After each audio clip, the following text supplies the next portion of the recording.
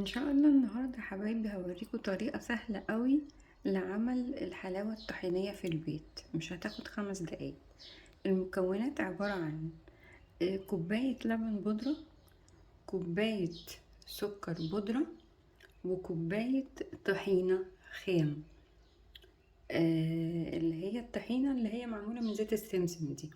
طيب، فإذا كوباية لبن بودرة قدها كوباية سكر بودرة قدها كوباية طحينة، وهنقلبهم كلهم على بعض ونحط معلقة واحدة ماء زهر بتديها نكهة حلوة أوي. بصوا حبايبي، ده شكل الحلاوة الطحينية بعد ما عجناها وخلصناها، وهنحطها على طول في التلاجة في ازاز، في علبة ازاز متغطية، واحلى من بتاعة السوق فعلا. وهي مكونات بسيطة قوي. كوباية لبن بودرة، كوباية سكر بودرة، كوباية طحينة، وحطيت انا معلقة ماء زهر.